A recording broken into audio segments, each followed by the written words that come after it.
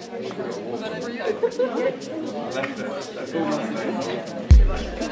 was afraid, oh my god, they will make fun of me. This day is about the art of creation.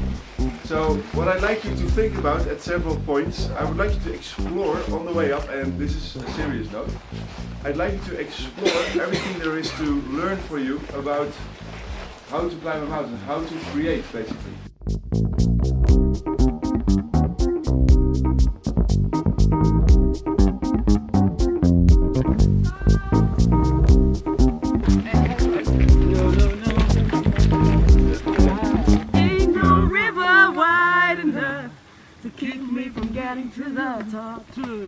My name is Tessa Wernink and I work for Fairphone, and I'd like to tell you a little bit more about myself and in relation to what I do, and a little bit about mountain climbing. That was what I was asked. And you might think, what does a Dutch person know about mountain climbing? Well, I have a little bit of an excuse. I was actually not born in Holland but in Hong Kong, which is hello. A group of islands, mountainous islands in the South China Sea. And I remember as a child, my mother would come to us in the garden every weekend and say, come on kids, grab your Nikes, grab your sneakers, we're going for a walk. I guess growing up, maybe it's Asia, maybe it's my father as a businessman, but I had business in my blood. But I was looking for a business with a heart. That if we made a phone, we were going to do it with a social, sustainable vision, with a mission of really trying to change the way products were made. But that's making a phone and changing systems, so where do you start? You open up, and that was the first step. In fact, Bas at that conference, it's misting over, promised 500 people in an audience in September 2012 that within 1 year he was going to have a phone made. And at the time he had no company, no funds, no team, no experience in the mobile phone industry. No one had ever made a phone before, but he had a great idea and he'd done some research. And that's when I joined actually the company and said, PR, job, agency, international company, goodbye, and Fairphone, hello. And I'd like to tell you indeed a little bit how we set about taking that phone, because that was us at the foot of a very big mountain with an idea that we needed to start putting into practice.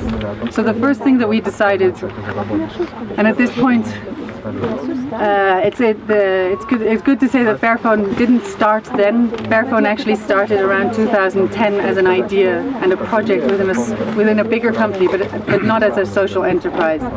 So in 2013 we set up the company. We had 400,000 euros of funding, initial funding, which for a capital intensive industry is not a lot. We were 5 people, 2 communications people, 2 designers and 1 sustainability officer. 2 people were still graduating, in fact. We had no consumer electronics experience. We had some tech experience. And no one had ever made a phone before. But what we did have was that we had a great network of people. We had industry, government and NGOs that we had connected with in the past 2 years to talk about the issues that were at hand. We had set up a list of subscribers for people who, along the way of our research project, had said, when you start making that phone, I'm going to buy it. So 6,000 people had registered for that phone on a list. That was in January. And we had a lot of journalists and people who were writing about Fairphone because they thought it was an important movement.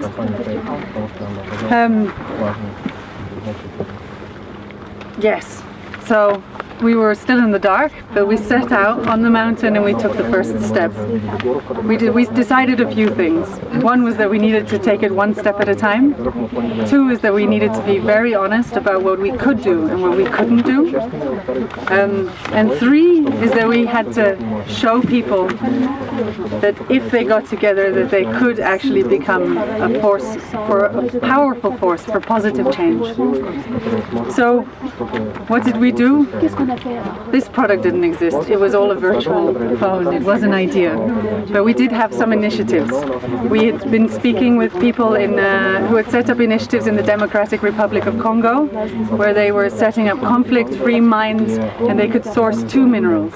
So we said, this phone will contain 2 minerals from a conflict area where we can guarantee that it's conflict-free and it will invest in local economies and start building up what is happening there. We made sure that for the factory that we would work with, there would be a worker welfare fund. So there would be a way for people who worked on the phone to actually decide what would happen to the money and to decide on how to grow personally. So there should be some kind of mutual gain with the partners that you work with. And we decided that if we could put that phone, and then the design of the phone, we decided that we were going to choose a design because we didn't have the funds to, you need about €1.5 million, I think, to design a phone, let alone produce it. So we went to a factory and we said, how can we come up with a model that it lasts as long as possible? So that you can open up, that you can change the battery. There's dual SIM in it, so you can combine 2 phones in one. It's got screws, you can repair it. And the step that we made is that we said we figured if we could sell 5,000 phones to people in 1 month, then we could create enough momentum and a movement to take the next step, which would be to start producing the phone. And that was May 2013.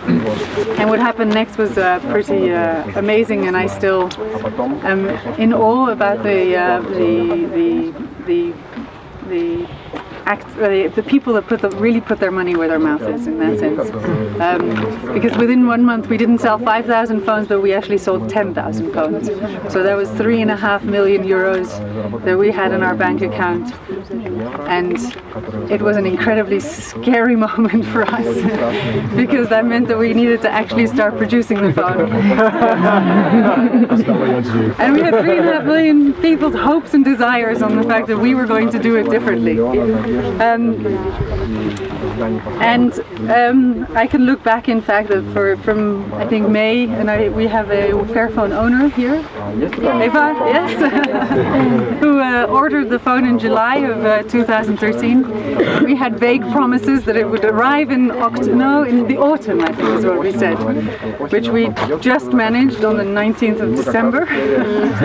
So Eva and a lot of people like her actually waited 6 months for her phone. But in the meantime, what we did is that for us it was all about what did you buy and what are you investing in. So every week we write about what we do, where we go. There's a blog that people can follow about the activities that we do, and so that people have an idea of what they invested in and feel that maybe they have a connection and an engagement. But no one could look beyond that delivery date. I think for an entire year we had people just working on getting those phones out to people. And then when December came and we finally shipped 25,000 phones, that's when we took the next step. And that's where we are today. We've, in the meantime, started selling our second batch of Fairphones, and we've sold another 20,000 phones. So the first batch of 25,000 phones actually sold out before we even started producing. The second batch is now being delivered to customers as we speak. Things we've achieved, and I actually don't want to blow my trumpet, but your trumpet, in terms of the people who invested in the phone. But the phone itself has managed to make quite a few interventions in the supply chain. So besides the people who bought the phone, and these are not just people who are consumers of Fairphones. These are people who work at NGOs, who work in the telecoms industry, who want to change within and are really using our phone to start pitching ideas and showing that it is possible, and that sustainability doesn't equal marketing and selling products, but it really is about incorporating these values into your supply chain and into your everyday actions. And we set up a worker welfare fund and had the first elections at a factory in China ever, and maybe 70,000 phones we've taken back from Ghana to recycle properly here. This is another premium that was on the phone, invested into really looking at the true impact of our products. So from mining all the way to the end of life. We've written up to, I think, 80 blogs and given 150 interviews and been in 2,000 articles, I think, worldwide. Our Facebook page, because we actually do not do advertising or marketing in that sense. It's very much we don't sell the phone as a Fairphone because there's no such thing. It's not possible at the time. At this time, it really is the start of a movement for change.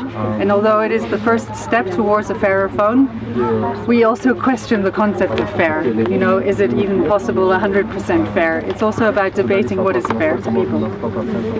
And the way people hear about us is a lot about free publicity, but it is also very much a peer-to-peer network.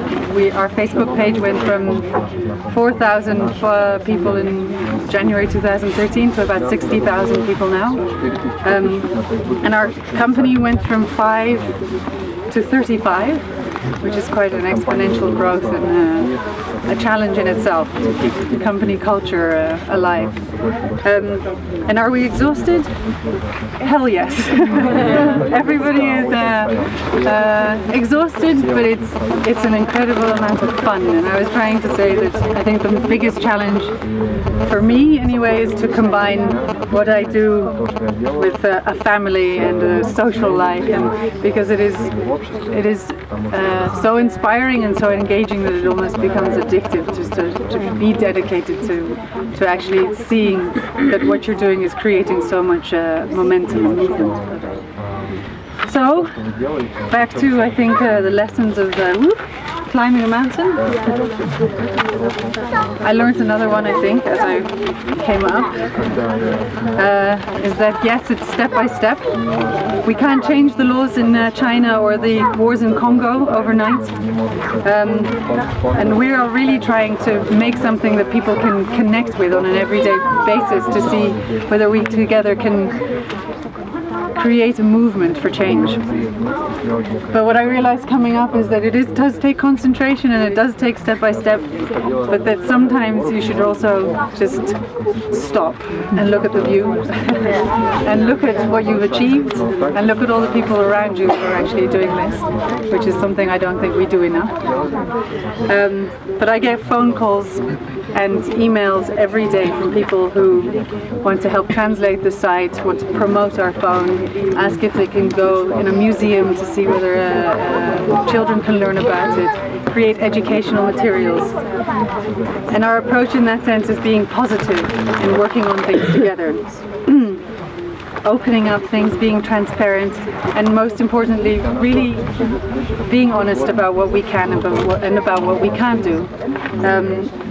That it's not a story that we're selling, but that it really is who we are.